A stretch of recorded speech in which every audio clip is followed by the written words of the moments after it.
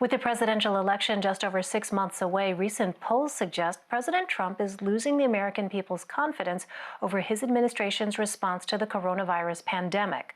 Politico reports some of the president's allies are now worried that Mr. Trump is damaging his reelection prospects with his dominance of the White House's daily briefings during a public health pandemic and economic crisis.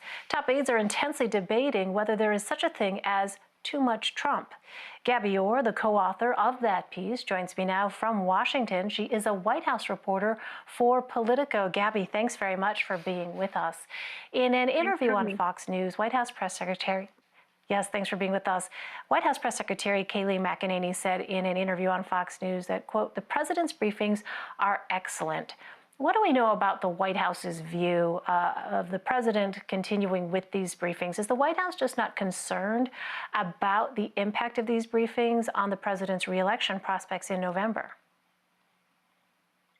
Well, there are several White House officials who I've spoken with privately who do say that they are concerned about the impact of these briefings, regardless of what White House Press Secretary Kayleigh McEnany is saying publicly about her confidence in these briefings.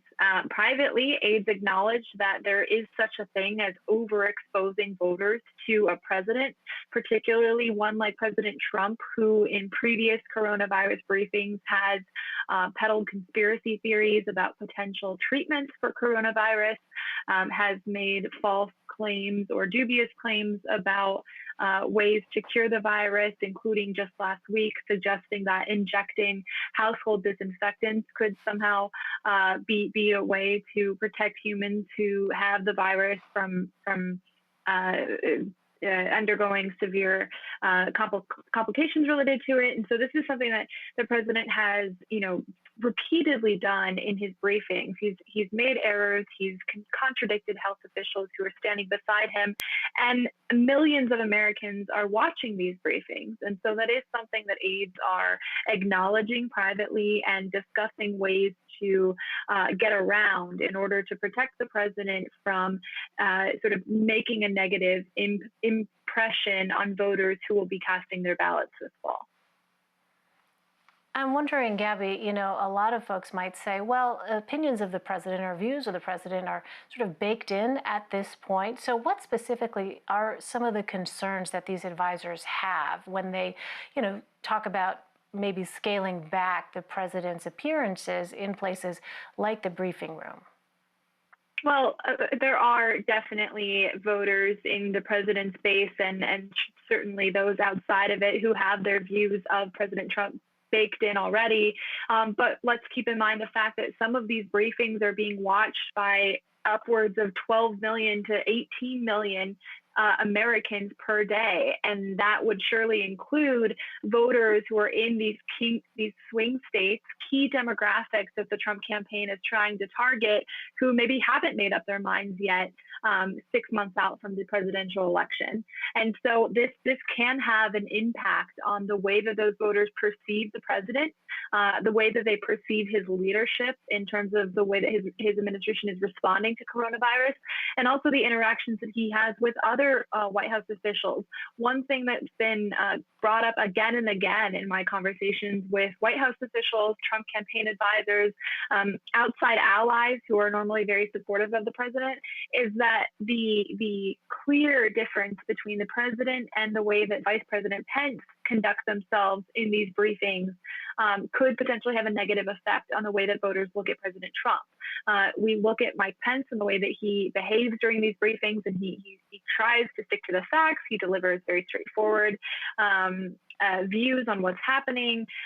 He talks a lot about the health projections, testing capabilities, things that the task force is clearly working on. And then you look at somebody like President Trump, who at times has brought out video presentations to attack the media, has really engaged in the sort of combative style that he likes to do at his rallies when he's talking about political opponents and members of the media, and again has just made false claims that have ultimately led to a real backlash, not only with his political opponents, but in different communities. Well, let's go back to this controversy that you referenced, the controversy over the comments regarding disinfectants. So the president did ignite this controversy when he made these comments last week, but then later denied that he was actually being serious about it. He suggested he was being sarcastic. So let's go ahead and take a listen to what he actually said. Then I see the disinfectant where it knocks it out in a minute, 1 minute. And is there a way we can do something like that by injection inside or almost a cleaning? Can you clarify your comments about injections of disinfectant? They're quite No, provocative. I was asking a question sarcastically to reporters like you, just to see what would happen. So, Gabby, you write that the president has been, quote, so eager to deliver good news to the American public. But when you have sort of this public thinking aloud in the way that we heard emanate from that podium last week, how much of a distraction do his aides think that could be, and those working on the campaign, to his reelection strategy as they try to keep a singular message that the president has done a good job handling the coronavirus crisis? Well, it's very distracting, and we're already seeing that manifest itself in poll numbers in a number of battleground states that will be critical to President Trump's path to reelection in November. In Florida, we've seen a decline in support for President Trump among senior citizens and voters over the age of 65, which is a group that he had performed fairly well with in 2016 and had higher approval rating marks with for the duration of his presidency so far. In other battleground states, we've now seen Joe Biden, the presumptive Democratic nominee, pull ahead of President Trump, and including Florida, a state that President Trump's campaign has previously described as his firewall in November. And so these comments are having an impact. These appearances every single day are having an impact. And it's one of the primary reasons why you have now seen the White House try to scale back the president's public appearances to some extent. I've talked to White House officials who say that the only ways that the president will come out in the future are to make major announcements or to talk about the economy, which is exactly what has happened just in the last 72 hours.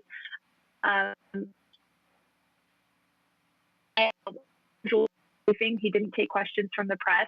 On Saturday, he didn't appear whatsoever in front of reporters. On Sunday, you had the same thing. And then on Monday, yesterday, he did do a news conference in the Rose Garden, but of course, it was focused more on testing capabilities and the economy.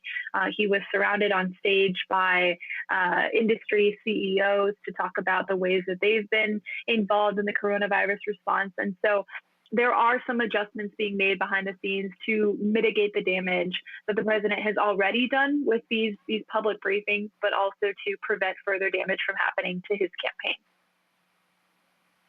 What about as a strategy to connect with the president's supporters? How do the president's aides feel that strategy has been working for the president with respect to these briefings? Well, the president has long been resistant to the idea that the daily coronavirus task force briefings and his appearances at them are actually doing harm to his campaign. Privately, he has told advisors that the ratings he gets are absolutely crazy and that should be taken into account when considering whether or not he should appear at these briefings moving forward.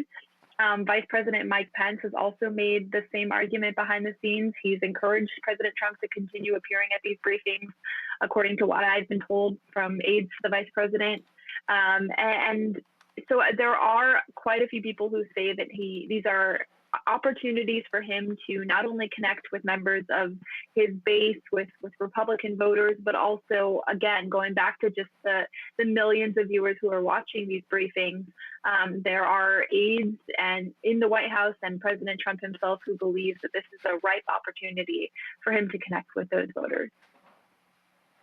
And yet I wonder, millions of Americans out there, we're continue to look to public health officials as well, to these briefings for any bit of information as America grapples with this crisis that has taken tens of thousands of American lives. All right, Gabby Orr for us. Gabby, thank you very much.